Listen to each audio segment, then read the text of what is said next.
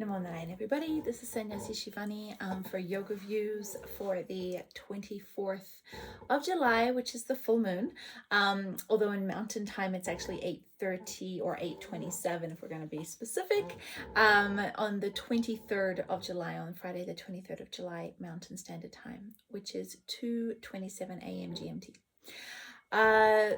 This full moon, being the full moon in July, traditionally is a very auspicious time that in yoga we call Guru Purnima.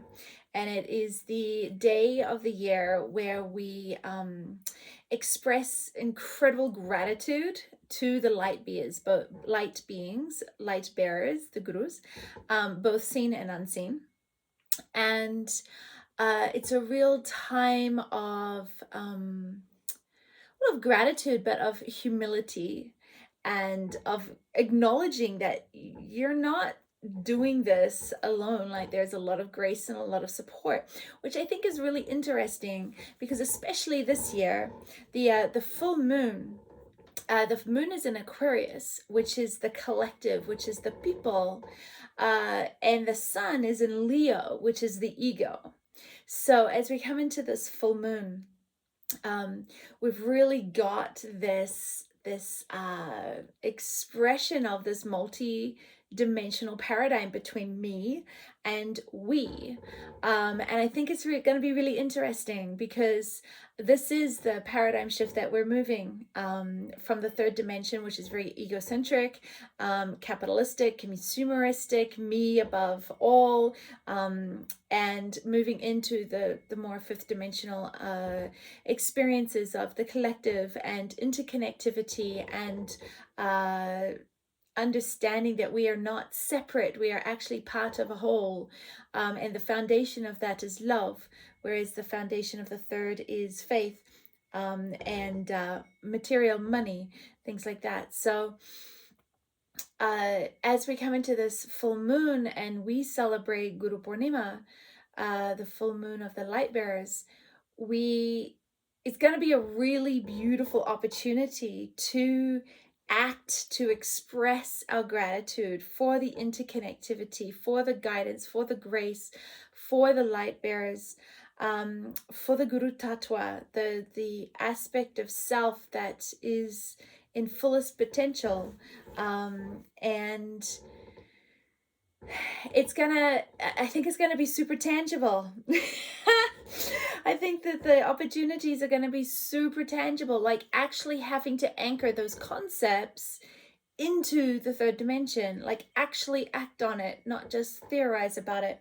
And I say this because when the sun is in Leo, of course, the sun rules Leo, so it's like super amplified, super strong. And that ego energy, when combined with the full moon, and of course the full moon is water and emotions and desires and raga deshwa, likes and dislikes, and because the moon is in Aquarius, there's like the ego's projecting, like the sun projects its light onto the moon, and that's why we consider it a full moon, because the light is radiating off the moon, and that's what we see the full moon is the light of the sun. So it's like the ego is radiating off the emotions in the house of the people. And so what really needs to be taken care of, in my opinion, is watching emotional projection. So really watching emotional, especially while the moon is in Aquarius, of watching how your desires and your will gets projected on how you feeling. Okay, you feeling is the key, right? Because that's the water element. You feeling a certain way, the priority of you feeling good, you feeling comfortable, you feeling something, and projecting that onto that, the collective has to sort of cater to that. And we say that because of the way that the moon is in Aquarius, the people, and it's being radiated from the sun, which is in Leo, which is in its home. And of course, Saturn is in Aquarius. And Saturn is the karmas, it is the patterns, it is the old, it's the lessons that need to be learned. So there's a lesson about the emotional integrity in relation to others as this individual ego expands its consciousness, it expands its awareness into the interconnectivity of all. So we've got like a real kind of tipping point. So the desire to express your emotions, right? Your desire to express how happy you are, the desire to express how angry you are, the desire to express how sad you are, and that everybody is supposed to run around and cater to this. Be mindful of that, and try to come into witnessing more than the expression of that. I think is going to be a really good sort of barometer for this full moon. And of course, something that's really interesting, that as you know, I'm learning more and more about astrology and referencing it back to the yoga psychology and yoga philosophy, is that as the moon transits, there's aspects that happen, like there's trigger points that happen when the moon connects to a planet. And if that planet has an aspect to somewhere else in the chart, there's an echo, or there's like an initiation and a conclusion as the moon transits around the chart. So there's a couple of those coming up in this full moon, 2 weeks, that I think are really interesting. And first of all, I've already mentioned Saturn is in Aquarius. Okay, and it's in super discord with Uranus, and of course this is like a bigger theme. I've talked about it sort of almost every couple of weeks. Saturn is the old, Uranus is the new. Uranus wants change, Saturn wants everything to stay the same. Uranus wants to go, Saturn wants to stay. Impulse versus planned. And so there's this discord between the two that is happening between Saturn that's in Uranus and Saturn that's in Aquarius, and of course Uranus that is in Taurus, which has been in Taurus for a long time because it means change on the physical, human, how we live, how we eat, how we make money kind of level. And so we've got this energy of Saturn has like a certain amount of wisdom. It has a certain amount of like, this is the lesson, this is what you need to know. You can't just be like running off and changing everything so fast, because the lessons actually have to be digested. They have to be transcended. You can't just run from 10th grade to 11th grade because you feel like it. You just don't wake up on the first week of September and be in 11th grade because it's September.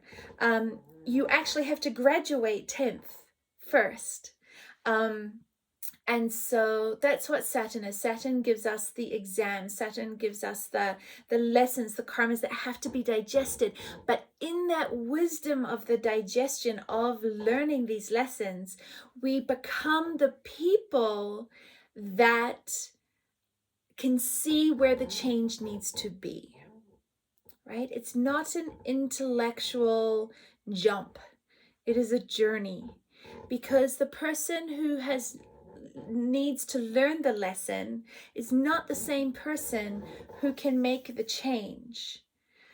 In the process of digesting the lesson, you live your way. And one of my favorite all-time quotes, and don't quote me, such a Gemini, of from Rilke is you are not able to live the answer right now. The person who you are right now is not able to live the answer to your question. You have to learn to live the unknown, so that the journey of that unknown towards the question allows you to evolve into the person who can live the answer. So we have these questions of, what does the fifth dimension look like? How is that going to be? How are we going to live in it? The answer is, we don't know. I don't know. Maybe you know. I don't know. I don't know what it's going to look like in the physical. I do know that we're asking the question. I do know that as we go every step of the way with Saturn, making sure, anchoring us in the hey collective, right? Saturn is in Aquarius. The collective has to learn the lesson. The collective consciousness has to shift. It's not an individual, right? Because that's the paradigm we've come from, where, well, I can evolve, but you do whatever you want. No, it's not. It's a collective, which is why the Sangha is so important, which is why your people are so important, is because it's a collective that needs to learn the lesson so that the collective can hold and anchor the new frequencies. Because there's very few people in this world who can anchor an entire paradigm into a reality and just radiate it out. It takes a lot. Most of the time, it takes a lot of people to each connect into that frequency so that the reality can change from the bottom up. So on the 24th, the moon is going to meet Saturn. Of course, this being in discord with Uranus of like, go, stop, learn, change, like, which one do we do? And sometimes it's going to be appropriate to not quickly change. And sometimes it's going to be appropriate to make change. For example, like, maybe it's not the right time to quit your job. Maybe it is the right time to quit your job. It's going to be different depending on the chart, depending on the person. So on the 24th of July, when the moon reaches Saturn, that's when the energy of this kind of cycle of questions is going to come into play. Now, if you look at where Saturn is and you look at where Uranus is, the midpoint in between the two, within a couple of degrees, is where Neptune is. And Neptune rules Pisces, and Neptune is at home in Pisces right now, and that's about the spiritual dimension, and that's about what you believe.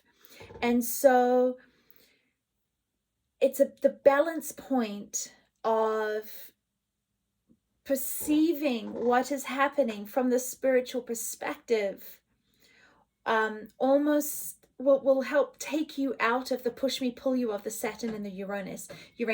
I kind of think of it like, rightly or wrongly, I think of it like as Saturn is like the tamasic energy that wants to stay put, and Uranus is the rajasic energy that is like gung-ho, let's go forward, let's change, blah blah blah blah blah blah blah. And then Neptune in this pattern is the sattva, which is, okay, well, what is the spiritual perspective here? What is the bigger picture? Why does this want to stay? Why does this want to shift? What needs to stay? What needs to shift? And getting a bigger picture, a bigger spiritual perspective using that Neptunian energy. So it's like on the 24th of July, we have, when moon meets Saturn, we have like the watch. I think witness is going to be like a big piece, because then when the moon on the 28th, so it's only 4 days, it's not like it's months, people, it's only 4 days, like sit back and watch for a few days from the 24th to the 28th. And when the moon reaches Neptune on the 28th, I think we're going to get a better picture. Right? So the questions are going to start coming forward on around the 24th. And I think around the 28th with Neptune, we're going to start getting that bigger picture of seeing what needs to happen, and then allowing ourselves to discern that and to act upon it. When the moon reaches Uranus on the 1st of August, we're going to see if the expression and the perspective that we came into around the 28th, if we didn't rush into anything on the 24th, that we're going to see if we're on the right track, because there's going to be a flow or there's going to be a little bit of chaos. So take those 3 dates, the 24th, the 28th, and the 1st, and really like take that as a beautiful experiment of your mind, experiment of your witnessing of the emotions, and watch as the moon transits around from Saturn to Neptune to Uranus. Watch how this push me pull you, the 3rd dimension, the 5th dimension, like everything is kind of like seesawing, and see if you can be the eagle, see if you can see the bigger picture, and then you'll know. And it's not then it sort of transcends out of the feeling, out of the 3rd dimensional emotional, right, which is more the samskaras and the patterns and the, over and over. But then we start to perceive, the heart starts to perceive, the collective starts to perceive what is necessary in this moment. And so don't get into too many hasty decisions around the 24th. I think waiting to sort of look bigger picture around the 20th is going to pay off a lot better. And then the first, we should be able to see if the direction you've decided to go is actually one that is going to create harmony or going to create a bit more challenges for you. Now on the 26th, okay, so it's like 24th, you've got Saturn, 28th, you've got the Neptune. But when the moon reaches Jupiter is on the 26th, it's in discord with Lilith. And it's in a square with Venus. Now, this is interesting because Jupiter, well, in yoga, we consider Jupiter to be the guru. But when we use Jupiter from an egoic perspective, right? When we relate to Jupiter as the guru, we come from a place of surrender. So there's a thy will aspect to Jupiter. But when we come to Jupiter from an egoic perspective, the ego is very much like, how do I make things better? How do I make things bigger? How do I improve things? Like, what do I want? Like, who do I want to be? Like this kind of egoic kind of message. It's a different frequency than when a person that is a sadhak or an aspiring sannyas or a sannyas is coming to Jupiter as from a place of surrender. But from this egoic place, understand that because it's in discord with Lilith, there's something hidden. So as the 26th comes through, there's potentially a feeling of something could happen that is better. It's going to be better. This is great, like a great opportunity.